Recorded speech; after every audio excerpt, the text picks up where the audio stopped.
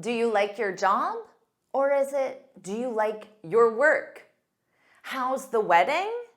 Or how's the marriage? There are many confusing words in English that students often use incorrectly. Let's fix that. Today you'll learn how to use these 21 confusing but very common English nouns. Welcome back to JForrest English. Of course, I'm Jennifer. Now let's get started. First, let's review job and work. And let's review these as a quiz. Here's the question. She applied for a new at the law firm. A new job. Did you get that? I applied for a new job. Because job is a specific position or employment where a person earns money, of course. Work, though, is about the general effort, tasks, or labor. So not the actual position, the tasks. For example, you can say, do you like your job? This is asking about the specific position. Now you can also say, do you like your work? And this is more focused on the tasks you do, but ultimately they're the same and a native speaker would use them interchangeably. However, you cannot say, she got a new work. She got a new work. You can't say that. You must say, she got a new job. Now, this is because work is a collective noun. So in the example sentence, it used a. You can't use a with work because work is a collective noun. So remember, you would say, I have so much work. Work would stay as the singular because it's a collective. I have so much work to do. Now remember, work is also a verb, to work. So you could say right now, I'm working, the verb in the present continuous. I'm working two jobs, two positions to make ends meet, which means to make enough money to survive. I have to work. So now I'll quiz you again. He's looking for new, but finding a good takes time. What do you think? He's looking for new work because remember, work is a collective noun and collective nouns don't take articles. So he's looking for a good job. Don't worry about taking notes because I summarize everything in a free lesson PDF. You can find the link in the description. Now let's talk about story and history. I hear mistakes with these two all the time. Here's your quiz. The book is based on real, not fiction. On real history. This is history in the making. So a story is a narrative. It can be real or it can be fictional, not real, and is told for entertainment or information. Now, history, this is a factual record of past events. So you could say the story about the company dates back to 1920. Dates back to means starts in 1920. Now, you could also say the history. You would need the preposition of. The history of this company dates back to 1920. So with the story of the company, you're going to hear a story, characters, themes, but the history is going to be the factual record. You can say he told an amazing story about his trip to Africa. And notice here, you tell a story. That's the collocation. You can also say we learned about the history of the English language today. There are many different verbs that go with history. For example, you learn, read, discover, discuss, debate, and many other choices. How about this quiz question? He told a funny, but it had nothing to do with actual. This one's easy, right? He told a funny story. It had nothing to do with actual history, the record of past events. Number 3, wedding and marriage. Do these confuse you? How about this quiz question? Were you invited to their To their wedding, because wedding is the event. We are invited to Suki's wedding. It's a ceremony where two people get married. So it's an event. It takes place on a specific date and time, location. Marriage is the relationship between two people after they're married. So you can ask, when is your wedding? Or when was your wedding, because it's in the past. But you can't say when is or was your marriage, because it's not an event. So there's no specific date of it. If you want to ask a question like that, you actually have to change the structure and say, how long have you been married? So to be married, this means you're legally husband and wife. Now you can say their wedding didn't last long, so the actual ceremony where they exchange rings was only 30 minutes, 1 hour. Their wedding, the event, didn't last long. You can also say their marriage didn't last long, but that means their relationship didn't last long, so they are no longer together. How about this quiz question? There was beautiful, but there has been full of challenges. Their wedding, the event, was beautiful, but their marriage, their relationship after the wedding has been full of challenges. Bad memories, bad marriage. Let's talk about these two confusing nouns. I'm not going to say them because the main confusion is the pronunciation. The Sahara is the largest in the world. So which one? One S or two S's? One S is desert, dry, arid land with little rainfall, which describes our quiz. The other one with two S's is dessert, a sweet dish eaten after a meal. Of course, you know that. So let's focus on that pronunciation.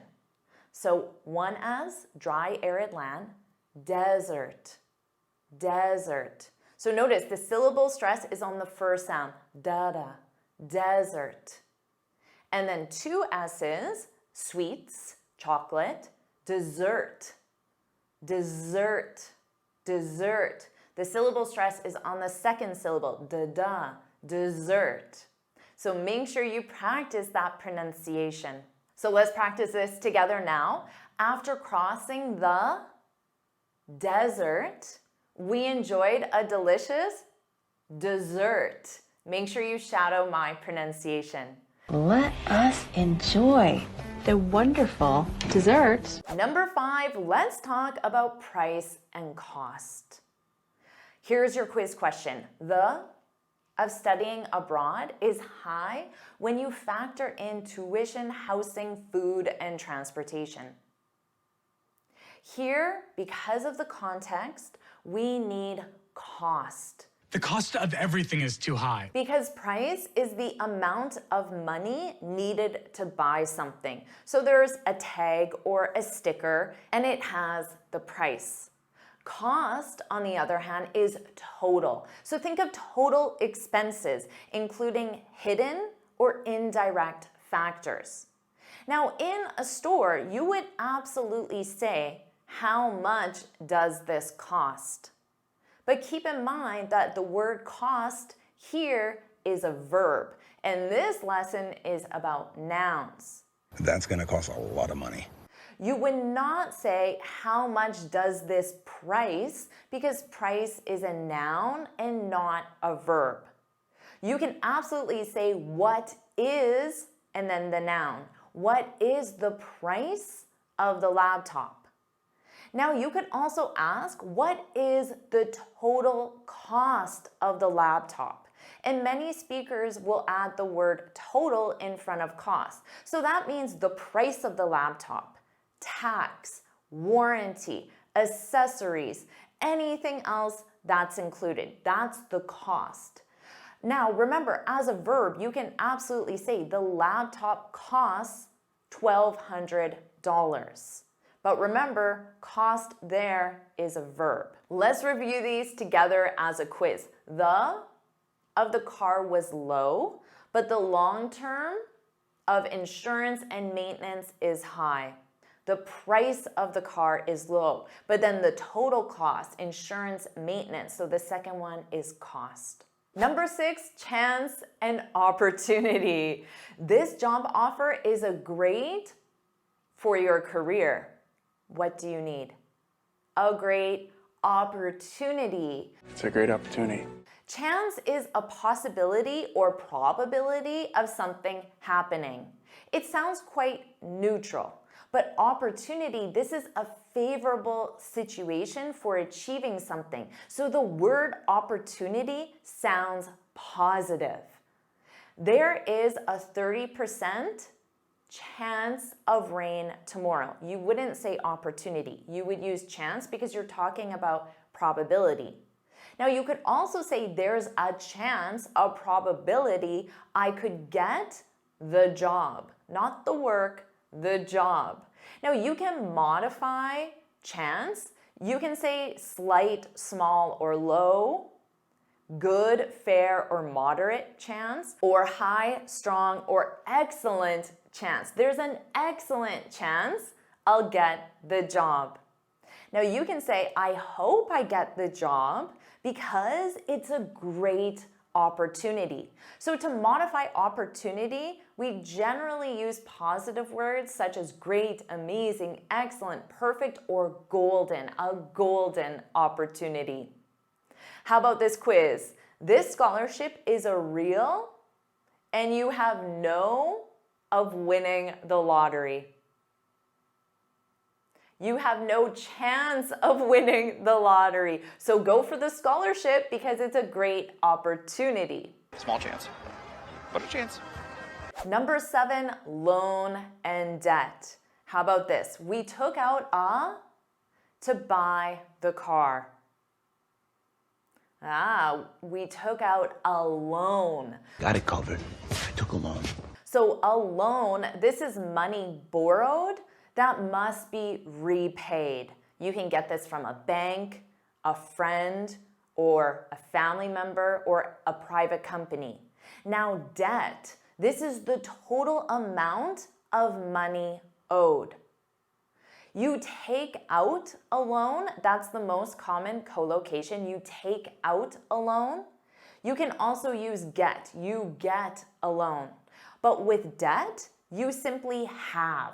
You possess it. You have debt. Now, why do you have debt? Because you took out loans. So they go together. You can say, I have so much debt. Debt is a collective noun. So notice, no S and so much. Or you can say, I have so many loans I need to repay this year. Loan is a regular noun, so it's singular, plural. How about this quiz question? The helped him buy the car, but now he has to manage the loan. It's something, the money you borrow, the loan. But he has to manage his debt, the total amount of money he owes. And notice that pronunciation. Did you notice the B was silent? Debt, debt, debt. I'm deep in debt. Now let's talk about these two. Again, I will not say them because the confusion is in their pronunciation and similar spellings. So here's the quiz question. Can you pick up my from the dry cleaners? Can you pick up my suit? Suit. I'll go get my suit on. This is a set of matching clothes. It can also mean a legal case, but most commonly it means a set of matching clothes. But the other word is pronounced suite. Suite. This is a set of connected rooms, often in a hotel, but can also be in an apartment complex or condo complex. It can also be a collection of software. So you'll probably hear that word with software as well. So now let's focus on the pronunciation with these examples. He wore a navy blue suit. So repeat after me. oot, ooh, oot, suit, suit. He wore a navy blue suit to the interview. Our hotel suite. It's the exact same as chocolate is sweet. The hotel suite had a beautiful ocean view. How about this quiz? Why are you wearing your in our? What do you need for pronunciation? Why are you wearing your suit in our suite? Your suit in our suite. That's one for you to practice. And of course, take it off and relax for a bit. Wear on vacation. Our next confusing pair, again, the confusion could be because of the spelling and pronunciation. So I won't say them. Here's the quiz. Please keep your for reimbursement. Please keep your receipt. Receipt. There is no P in the word. Receipt. No receipts. This is a document that proves payment. So you get it when you buy something. Now, reimbursement means you give this receipt to your employer for the laptop and they give you the money back. That's reimbursement. Now, recipe, repeat after me, recipe, recipe, receipt, recipe. So notice receipt, you have the word seat in it. Receipt, recipe. Recipe, of course, is instructions for preparing food. You can absolutely say, I lost the receipt, but make sure your pronunciation matches what you say, because you can equally say, I lost my recipe, but the meaning is very different. You can also say, I need a receipt, or I need a recipe. So grammatically, often both sentences are correct, but the meaning is very different. Let's try this quiz. I kept the for the ingredients and I followed the. Did this confuse you? You keep a receipt. The receipt for the ingredients, it shows you what ingredients you bought. Maybe because it's for reimbursement. And you follow a recipe. You follow instructions, and a recipe provides instructions. Did you get that one? Did you follow the recipe?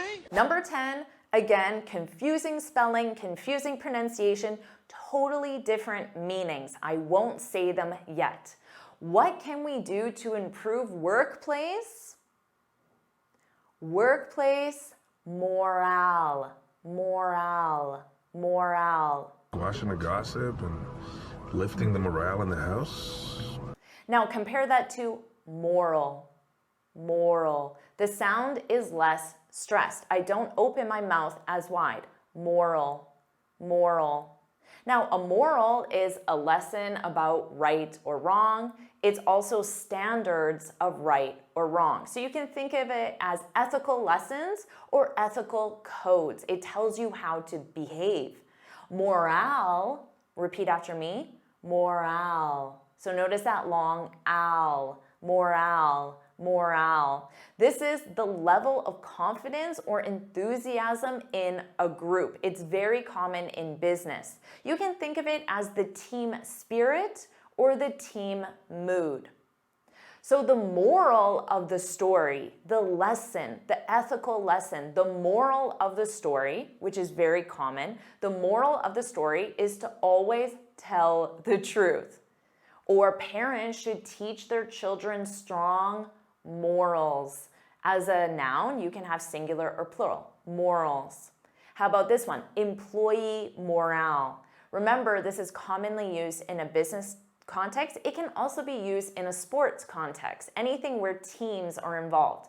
Employee morale improved. So the spirit, the mood, the confidence of the group, of the team. Employee morale improved after the company gave bonuses. Or you could say, after the CEO quit, the company's morale dropped to an all-time low. So the mood, the spirit, the confidence of the team was low.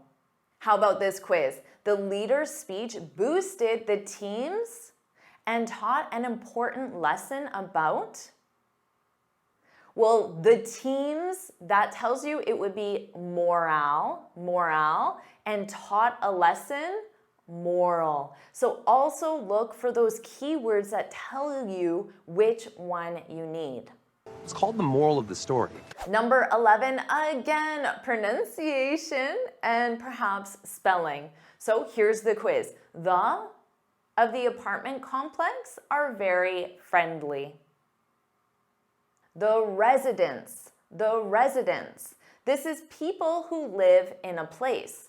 But when you have an S on that noun, meaning more than one, it sounds exactly the same as residence, which is a place where someone lives. So the pronunciation is virtually identical when resident is in the plural form and it sounds like residence. So this might be confusing in spoken English. You can say his official residence, place where he lives, his official residence is in New York. You could also say residents of New York, people who live in New York, residents of New York must pay a new tax. Now you can use this in the singular and there's less confusion with the pronunciation. She's a resident in the new senior residence, the place where seniors live. Or in the plural where it sounds similar, identical, they're residents in the new senior residence. How about this quiz? The new has space for 50. The new residence, place where people live, has space for 50 people, so 50 residents. Maisel residence. Our final confusing pair, weather and climate. What's the like today?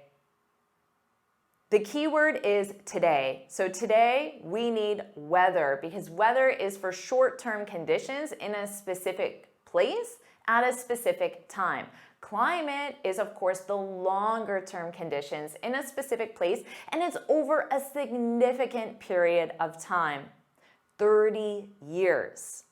So you can, of course, ask, what's the weather like in Singapore? If you ask that, you're basically saying today or right now. If you ask, what's the climate like in Singapore, you're going to get a different answer because that means in general, not necessarily right now, in general. So both are grammatically correct, but the answer you receive will be different. Now you could say we had to cancel the event because of the weather. The event takes place on a specific day, so it's not climate, it's weather. But you could make a general statement and say we have less outdoor events because of climate change. So that's talking about overall and not necessarily now. How about this quiz? The in the mountains changes quickly, but the is generally cold throughout the year. Well, throughout the year tells me that you're talking about climate, and changing quickly, well, that tells me you're talking about current conditions, so weather. Hey, John Boy, how's the weather?